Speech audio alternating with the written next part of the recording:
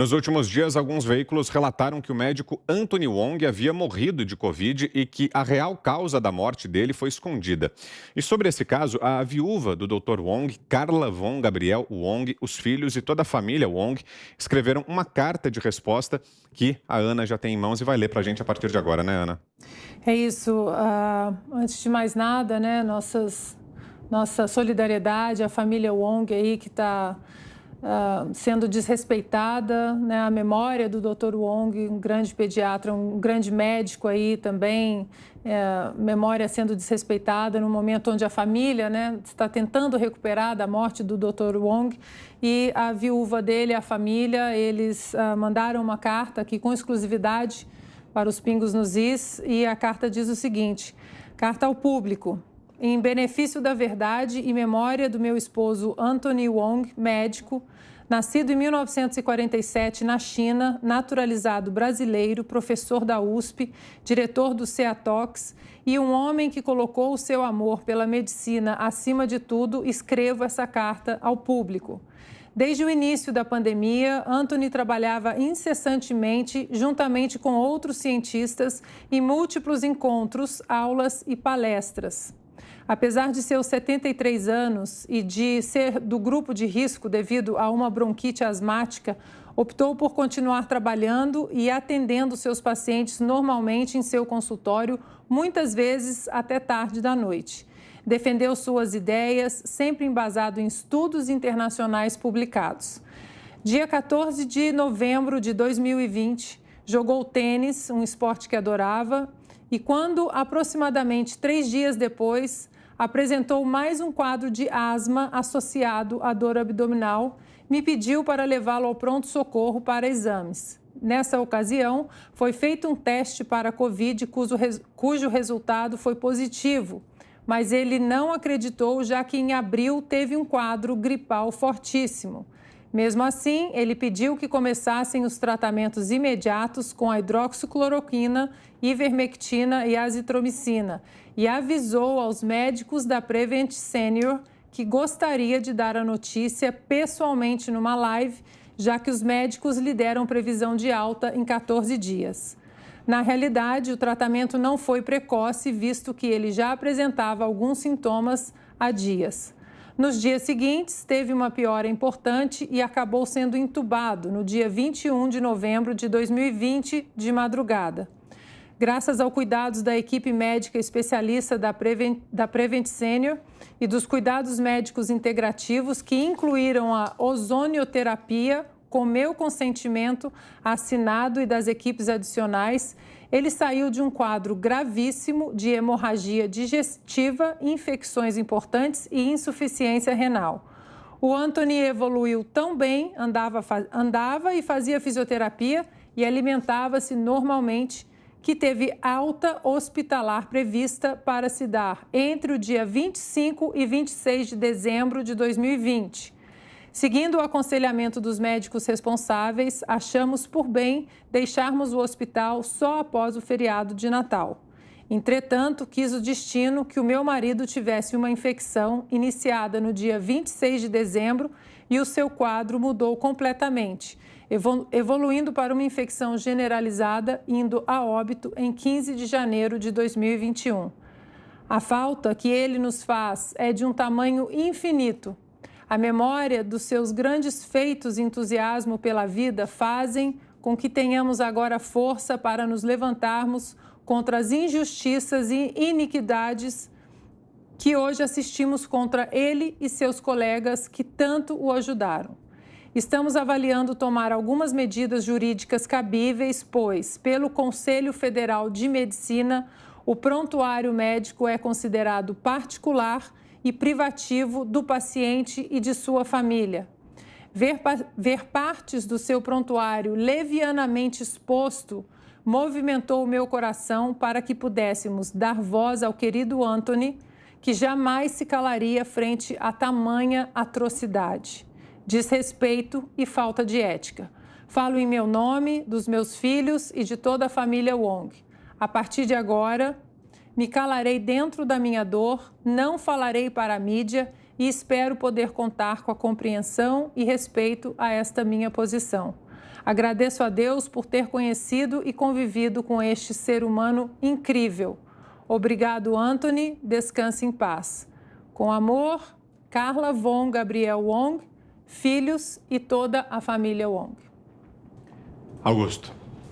O pessoal perdeu o respeito completamente aí por quem sofreu perdas, por quem lutou contra a Covid, por quem sempre perseguiu uma solução para o problema, né? O Brasil está se tornando um viveiro de gente cruel, né? Que desrespeita todo mundo. Eu vi comentários sobre o Luciano Hung, sobre o Dr. Wong, que são absolutamente desrespeitosos, né? Gente que se diz defensora do povo, né? Esse pessoal não tem afetos reais, são incapazes, né, de sentir alguma coisa boa, né, em relação a alguém. Eles são absolutamente frios.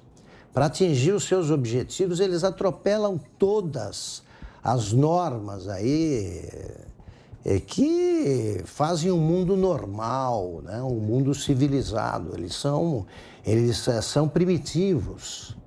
Esses caras, eles gostam de celebrar a morte, né? E ficam exumando cadáveres aí para castigá-los.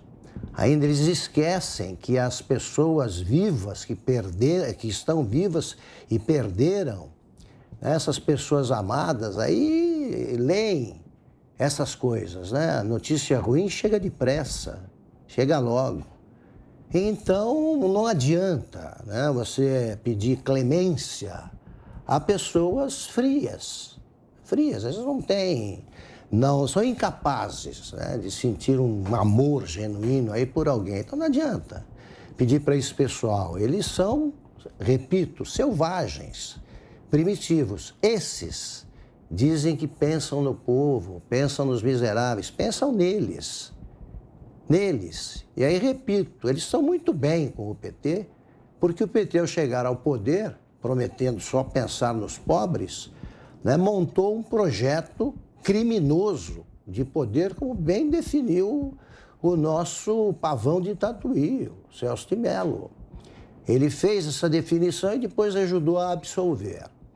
Então, voltando aos que comentam essas coisas, aos que fazem esse tipo de ataque, quer dizer, isso sim é violação de cadáver, né? Exploração de cadáver. Agora, estou falando essas coisas me dirigindo aos brasileiros com mais de 5 neurônios, aos brasileiros normais. Não adianta você tentar convencer com argumentos lógicos pessoas que acham, por exemplo, que o Lula não cometeu nenhum crime, né? Não são pessoas normais. E os anormais só podem agir dessa maneira. Você, Zé?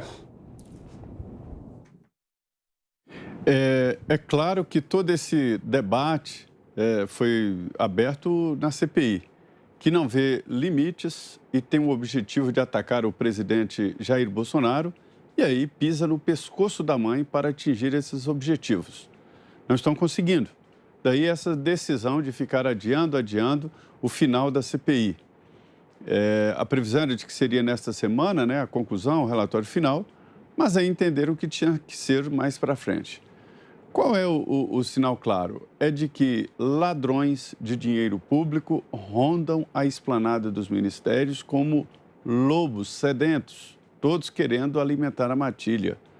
O que é diferente é que não há no governo, agora, né, uma corrupção, vamos dizer, arraigada ali em todos os caminhos do governo, e o Palácio do Planalto queimou os navios, quebrou as pontes e ninguém encontra interlocução. Vai lá no General Ramos e oferece uma corrupção. Vai ali nos próximos assessores do presidente Jair Bolsonaro para ver o que acontece. Não há essa ligação.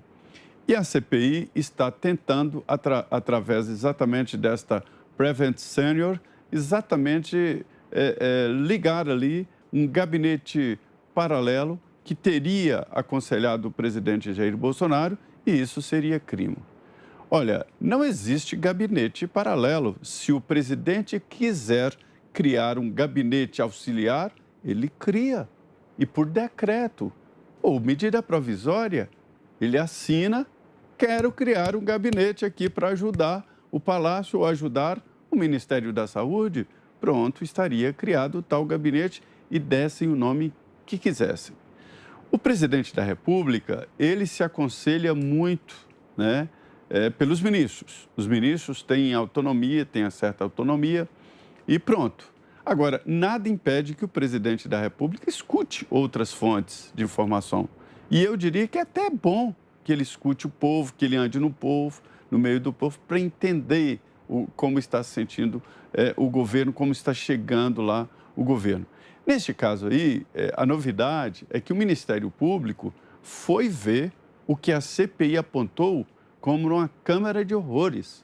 Esta Prevent Senior seria alguma coisa próxima aos campos de concentração nazistas, onde se faziam experiências macabras até de retirada de órgão, transplante, isso tudo. Há notícias e há bibliografias mostrando isso. Não dá para acreditar nessa história.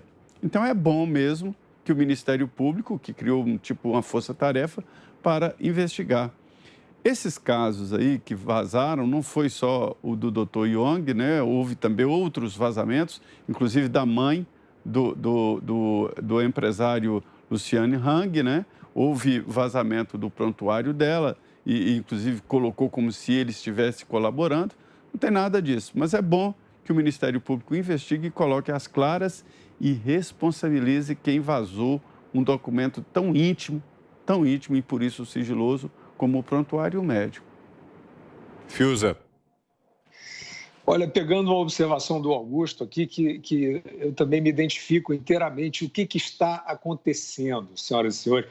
E aí eu até faço aí um adendo ao que disse o Augusto, são mais do que aquelas pessoas que têm poucos neurônios, né?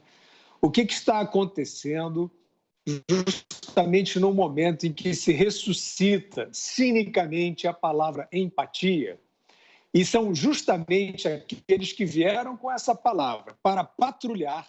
Você não pode, companheiro, usar a palavra empatia para ser um patrulheiro miserável.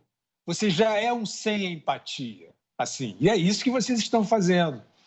Então, é um ambiente terrível mesmo, de falta de empatia, de cinismo, né, de falta de comiseração, né, com quem sofre, fingindo que defendem vidas, vidas, vidas, vidas. Não ouvimos muito esse mantra aí de mentira, de mentira. Então, eu quero dizer o seguinte, quem vai ficar na história como aqueles que fizeram experimentos fora da democracia, que solaparam os direitos à liberdade e à saúde, são vocês que interditaram violenta e brutalmente o debate sobre o tratamento imediato. Vocês sabem disso. Vocês fizeram isso por uma cartilha. Eu não vou nem falar de novo lobby aqui, porque não sei se está tanta gente no lobby. Será que é tão abrangente assim? Pode ser. Agora, fora isso, os cínicos, os covardes que estão embarcando, porque aí fizeram realmente um mainstream, né? Fizeram realmente aí uma suposta doutrina salvacionista que fica dizendo que essas experiências clínicas muito importantes, não conclusivas, não adianta vir fazer o que vocês estão fazendo, né? Aí pega um trechinho do Pingos nos Is, olha lá, eles dizem que isso é ciência. Não adianta, companheiro. A gente aqui não está dourando pílula, a gente não está fazendo o que vocês estão fazendo. A gente está tentando trazer à luz a discussão, as ideias e as práticas. Então, quem ficará na história como os anti-saúde, os anti-ciência e os anti-vida são vocês que interditaram criminosamente o debate sobre uma experiência clínica importante. Como ela ficará consolidada, não sabemos. Que nível de eficácia, também não sabemos, mas são mais de 2 centenas de artigos científicos sobre o tratamento imediato, né? São muitos grupos de estudo com indicações, sim, de eficácia. Por que isso não pode ser nem discutido?